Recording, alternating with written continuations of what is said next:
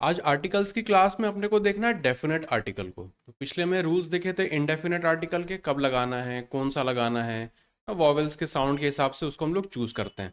अब यहाँ पे बात करेंगे डेफिनेट आर्टिकल की। तो डेफिनेट आर्टिकल में अगर बात करें तो अगेन इसमें भी अपने 12 से 13 रूल्स रहेंगे और कुछ कुछ में छोटे छोटे एक्सेप्शंस हैं। तो एक्सेप्शंस भी अपने लिए समझना थोड़ा सा इंपॉर्टेंट है कि कहाँ पर लगाना है और कहाँ पर नहीं लगाना है। और कहाँ पर आर्टिकल्स, कोई भी आर्टिकल डेफिनेट या इनडेफिनेट नहीं लगाना होता, उसको हम लोग एक नेक्स्ट वीडियो में डिस्कस कर लेंगे ना, तो ओमिशन वाली एक सेपरेट चीज़ हो जाएगी। अब यहाँ पे डेफिनेट आर्टिकल की बात करें तो जनरल आइडिया सबको पता है कि कोई चीज़ के बारे में, स्पेसिफिक चीज़ के बारे में जब हम लोग बात कर रहे होते हैं या किसी को बता रहे होते हैं, तब हम लोग द आर्टिकल का वहाँ पे यूज़ कर रहे होते हैं ना। तो हमेशा स्पेसिफिक चीज़ों के लिए हम लोग इसका यूज़ करते हैं, चाहे पर्सन हो, चाहे थिंग हो, चाहे कुछ भी हो। जैसे इस एग्जाम्पल को देखें, this is the house in which my friend lives. तो मैं इस हाउस पे फोकस कर रहा हूँ कि इस घर, यही वो घर है जहाँ पे मेरा दोस्त रहता है ना। तो ये द लगाना हाउस के पहले स्पेसिफाई कर रहा है कि ये वाला घर, तो स्पेसिफिक जगह हो गई वो। फिर the place where I was born is far away from here, मैं जहाँ पे पैदा हुआ वो जगह यहाँ से बहुत दूर है। तो वो जगह जगह बहुत स्पेसिफिक हो गई, इसलिए वहाँ पे इस प्लेस के आगे द आर्टिकल लगा हुआ है। तो कोई भी स्पेसिफिक लोग हों या चीज़ें हों, जगह हों, कुछ भी हो, उसके आगे द का हम लोग प्रयोग करेंगे जब एक उसको हम लोग स्पेसिफाइड है ना, खास चीज़ बता रहे हैं या फिर उसके बारे में पहले बात हो चुकी है। बताने और सुनने वाला दोनों उस जगह के बारे में जानते हैं या उस व्यक्ति के बारे में जानते हैं।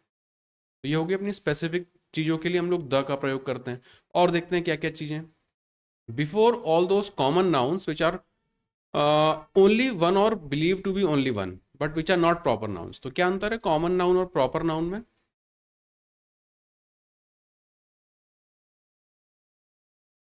हाँ, प्रॉपर नाउन स्पेसिफिक नाम हो जाएगा, ठीक। और कॉमन नाउन पूरे क्लास को डिनोट करेगा। कॉमन नाउन जैसे मैन, वुमेन, है ना, गर्ल, बॉय, ये सब कॉमन नाउन हो जाएंगे। हाँ, वो सारे कॉमन नाउन हो जाएंगे। वो प्रॉपर किसी का नाम ले रहे हैं, अमर हो गया, तुषार हो गया, तो ये प्रॉपर नाउन नाउन हो जाएंगे ना। स्पेसिफिक ताजमहल, तो वो प्रॉपर नाउन हो गया, प्रॉपर एक स्पेसिफिक नाम हो गया उनका। तो before all common nouns which are only one और believe to be only one. अब इसका क्या मतलब होता है थोड़ा मैं समझा देता हूँ। जैसे अर्थ है, अर्थ को दो तरीके से लिखा जाता है। एक में जब अर्थ की स्पेलिंग इस तरह से होगी, स्पेलिंग दोनों में सेम है लेकिन एक में कैपिटल होता है, एक में स्मॉल होता है। अब इसमें क्या अंतर आ जाता है? यही अंतर आ जाता है कॉमन और प्रॉपर नाउन में। जब हम उसको अर्थ स्मॉल लेटर में ट्रीट कर रहे होते हैं तो वो काइंड ऑफ कॉमन नाउन की तरह काम करता है, और जब इसको कैपिटल लेटर की तरह लिखते हैं तब वो एक स्पेसिफिक प्लेनेट हो जाता है अर्थ। उस तरह से ना, अर्थ एक प्लेनेट तो है ही। कई बार अर्थ का मीनिंग हम लोग इस तरह से भी लेते हैं कि मिट्टी और पहाड़ और ये सब चीज़ें, इसका जो मिक्सचर है, क्लस्टर है, उसको भी हम अर्थ बोलते हैं। तो ये बहुत छोटे छोटे से डिफरेंसेस हैं। खैर अपने एग्जाम में तो इतना कोई बहुत डीप अपने को जाना नहीं होता, वो तो अपना सिंपल सेंटेंसेस रहेंगे। तो यहाँ पर देखें, द अर्थ इज राउंड या फिर the sky is blue, the sun has reason. तो जब भी इस तरह की हेवनली बॉडीज होती है ना, बड़े बड़े जो अपने स्टार्स हैं, प्लैनेट्स हैं, इनके आगे ज्यादातर में द लगता है। बिफोर ऑल दो singular nouns which are which represent the whole class. तो आपने अभी एग्जांपल दिया था डॉग, कैट, उन सबका। तो पूरी एक क्लास को ना, पूरे समूह को वो रिप्रेजेंट कर रहे होते हैं। तो the cow is a gentle animal. The cow, यहाँ पे किसी एक गाय की बात नहीं हो रही है, सारी गाय की यहाँ पे बात हो रही है कि जो इन जनरल गाय है वो एक जेंटल एनिमल है। फिर the rose is sweet, the rose is a sweet smelling flower. तो द रोज अगेन, जितने भी गुलाब हैं सबके क्लस्टर को हम यहाँ पे ट्रीट कर रहे हैं। The Apple is good for children, again यहाँ पे द एप्पल इज, तो सिंगुलर वर्ब और ये सब लगा है। इसका मतलब ये नहीं कि एक एप्पल की बात हो रही है, एक पूरी क्लास को वो रिप्रेजेंट कर रहा है कि द एप्पल मतलब सारे एप्पल्स इन जनरल। हम्म।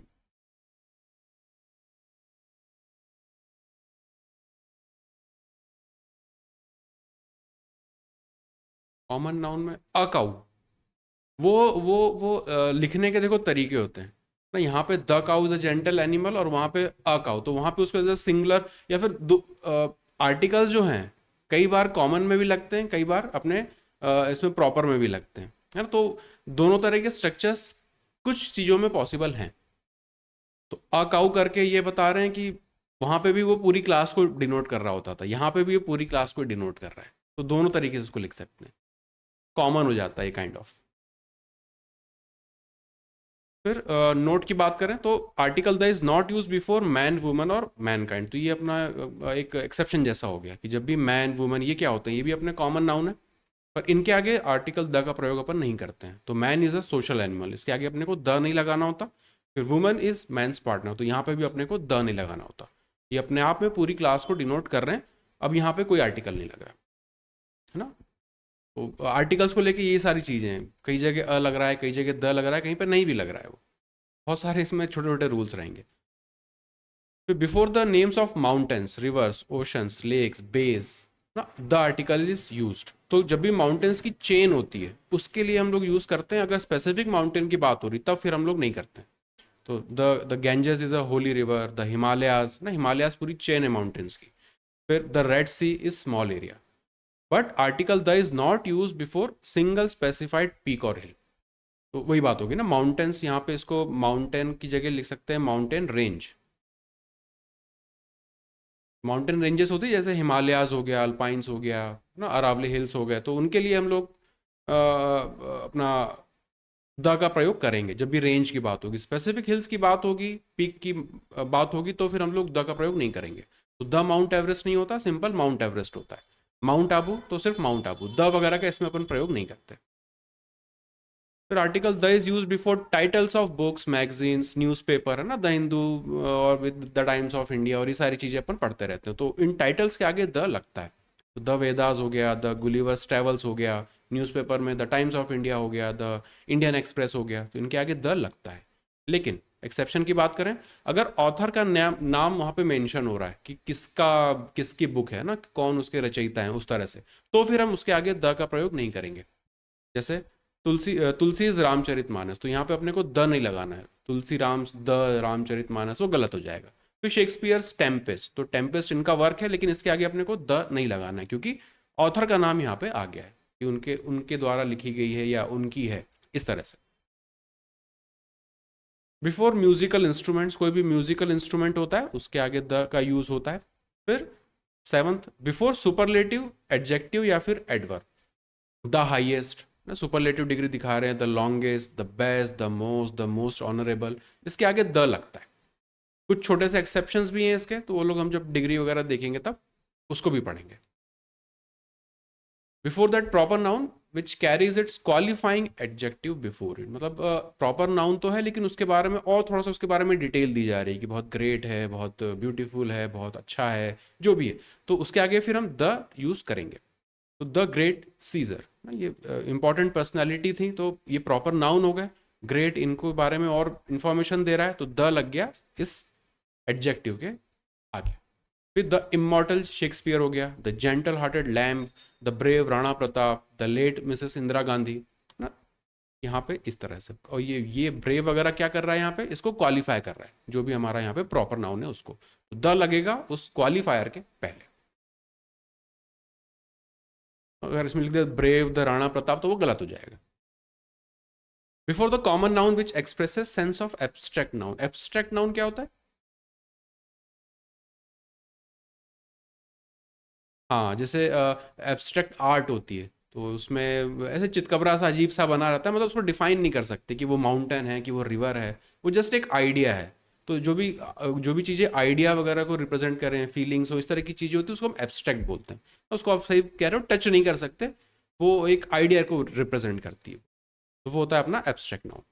तो before the common noun which expresses the sense of abstract noun, तो अजीब सा लग रहा है पढ़ के, सिंपल से एग्जांपल देखो, सही से समझ में आ जाएगा। The patriot in him did not let him yield ना, तो द पैट्रियट, अब ये पैट्रियट जो है यहाँ पे, ये common noun which expresses the sense of abstract noun, तो पैट्रियट जो है कुछ ऐसी चीज नहीं जिसको टच किया जा सके, ये तो एक नोशन है ना, एक आइडिया है। तो द पैट्रियट। फिर the warrior in him kept his morale high, the warrior मतलब उसके अंदर का जो योद्धा था। फिर the father in him came to his support at last, the father in, उसके अंदर का पिता जाग गया, इस तरह की जो हम लोग हिंदी में भी लिखते हैं। तो ये जो अंदर का एक जो एब्स्ट्रैक्ट चीज है, जो यहाँ पे फादर है, यहाँ पे वॉरियर है, यहाँ पे पैट्रियट है, तो उसके आगे फिर हम लोग द का यूज करते हैं। Before the adjective which is use as collective noun, तो जब हम किसी एडजेक्टिव को कलेक्टिव नाउन की तरह यूज करते हैं, हमें पता है पार्ट ऑफ स्पीच कई बार अलग अलग तरीके से अपना रोल प्ले करता है, तो we should help the poor, poor यहाँ पे अपने आप में क्या होता है, गरीब, तो वो एडजेक्टिव जैसा है, लेकिन यहाँ पे कलेक्टिव नाउन का काम कर रहा है कि जो पूरा क्लास है, पूरा गरीब लोगों का जो एक कह सकते हैं कि समूह को वो रिप्रेजेंट कर रहा है। तो द पुअर, फिर द मीक या फिर the noble are always respected. तो अगेन ये चीज अपनी थोड़ी सी देखी हुई है पहले भी। फिर double comparative adverb. Double comparative adverb क्या होता है, इसको एग्जांपल से देख लो। The more he gets the more he desires, तो जितना मिलता जाता है उसकी छौर बढ़ती जाती है। तो यहाँ पे भी द लगा है, यहाँ पे भी द लगा है, तो हर एक इसके अपना अपना ये आर्टिकल अपने साथ लेके आते हैं इसमें। द मोर द मैरियर, कि जितना ज्यादा उतना अच्छा, है ना, तो सबके आगे अपना अपना आर्टिकल यहाँ पे लगा हुआ है। The harder he works the better returns he will get, जितनी ज्यादा मेहनत करेगा उतना ज्यादा वो फल पाएगा। तो ये यहाँ पे भी अपना अपना आर्टिकल दोनों पार्ट के पास है। तो डबल कंपैरेटिव एडवर्ब है तो अपना अपना आर्टिकल दोनों साथ में लेके आएंगे। तो 12वें रूल की बात करें, article the is also use before those proper nouns which stand for some nation और पीपल। बहुत स्टैंडर्ड चीज, द इंग्लिश, द फ्रेंच, वो वाली बात है यहाँ पे। तो the English are very hard working, तो यहाँ पे द इंग्लिश रिप्रेजेंट कर रहा है सारे ब्रिटिश लोगों को, इंग्लिश स्पीकिंग लोगों को। द फ्रेंच, ये फ्रेंच लोगों को डिनोट कर रहा है। द जर्मन, जर्मनी के लोगों को ये यहाँ पे बता रहा है। अब इसको में देखें एक्सेप्शन क्या हो सकता है कि अगर आगे द ना लगाओ तो फिर उसका क्या मतलब हो जाएगा। If article the is not used before such countries और nation they would mean language. The English नहीं है तो इंग्लिश का मतलब अपने आप में लैंग्वेज होगी। फ्रेंच लिखा है अलग से तो वो भाषा मानी जाएगी। जर्मन भाषा है, द लगा देने का मतलब है कि वो भाषा बोलने वाले लोगों को फिर हम वहां पे रिप्रेजेंट कर रहे हैं। English means English language, the English means English people. Article the is also use before a noun to give it the force of superlative ना। कई बार किसी चीज पर हम लोग को जोर देके उस चीज को बताना पड़ता है। तो ही is the scholar of the day, मतलब ये एकदम पढ़ाई में जो एकदम बहुत आज का सबसे अच्छा जो टॉपर था आज का उसको, तो the scholar of the day. He is the historian, the historian of this period. तो आप बता रहे हो कि बहुत खास हिस्टोरियन है ना। स्टोरियंस बहुत सारे, लेकिन उन पे आप एम्फेसिस देना चाह रहे हो कि he is the historian of the period, मतलब बहुत खास हिस्टोरियन है वो। तो जब भी एम्फेसिस वगैरह देना होता है थोड़ा सा आपको उसको बाकी लोगों से अलग दिखाना होता है ना, वही अपना सुपरलेटिव का काम होता है। उस तरह से हम लोग फिर उसके आगे आर्टिकल का प्रयोग, द का प्रयोग करेंगे। तो द स्कॉलर, बाकी सारे लोगों से उसको खास बना दिया। द हिस्टोरियन, कि बाकी सारे हिस्टोरियंस में से वो एक फेमस पर्सनैलिटी हो गया। तो ये उसका सेंस अपने को देता है वो। बिफोर ऑर्डिनल, तो एक तो ऑर्डिनल नंबर होते हैं, कार्डिनल नंबर होते हैं। तो ऑर्डिनल नंबर के पहले द का प्रयोग किया जाता है। The first, the fifth, the fourth, the fifth of April, George the fifth, Henry the eighth.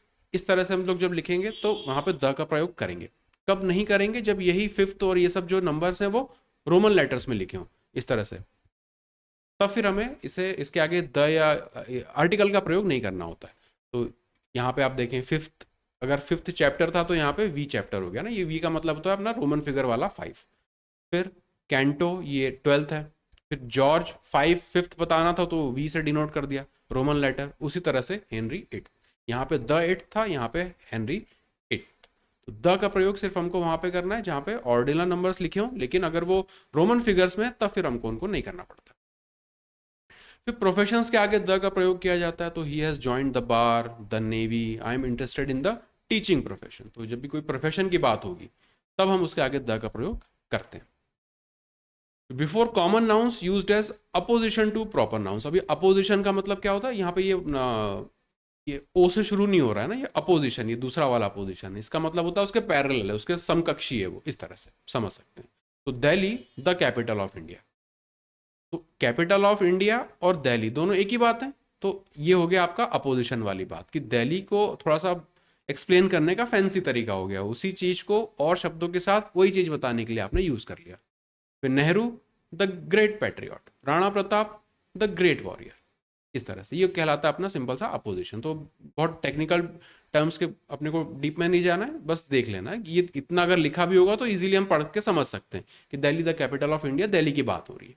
पर इस तरह से फैंसी तरीके से कई बार हमारे सामने लिखा होता है। तो ये वाला हिस्सा और ये वाला हिस्सा टेक्निकली एक ही है ना। तो बस वो यही होता है हमारा सिंपल सा अपोजिशन। कॉमन नाउन और प्रॉपर नाउन्स जो हैं वो कई बार लिखने में हम लोग उनको इस तरह से एक्सप्रेस कर सकते हैं। ये था अपना आज का आखिरी रूल। तो इंडेफिनेट देखे, डेफिनेट देखे, कुछ एक एक हिस्सा और है जहाँ पे हमें आर्टिकल्स नहीं लगाने होते हैं, तो उसको हम थोड़ा सा एक सेपरेटली डील कर लेंगे, और 10-15 वहाँ पे भी अपने रूल रहेंगे, तो एक कंप्लीट ओवरव्यू अपने पास हो जाएगा रूल्स का। और बहुत सारी इनमें चीज़ें, जैसे नाउन के बारे में देख रहे हैं तो इनमें से कुछ चीज़ें आगे जाके हमको एक्सेप्शंस भी दिखेंगे। कहीं हमने एडजेक्टिव का कुछ देखा तो उसके भी हमको आगे जाके एक्सेप्शन दिखेंगे, जैसे सुपरलेटिव वाला देखा था कि उसके आगे द लगता है, पर कई बार नहीं भी लगता है कुछ स्पेसिफाइड केसेस में, तो उसको भी हम लोग देखेंगे।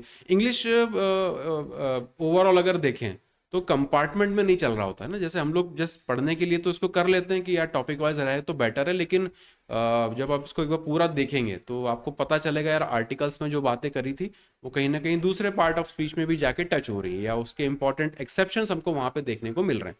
तो ये सारी चीज़ें अपनी इंग्लिश में रहेंगी और ये इसको थोड़ा सा कॉम्प्लिकेट बना देती हैं। तो ठीक है,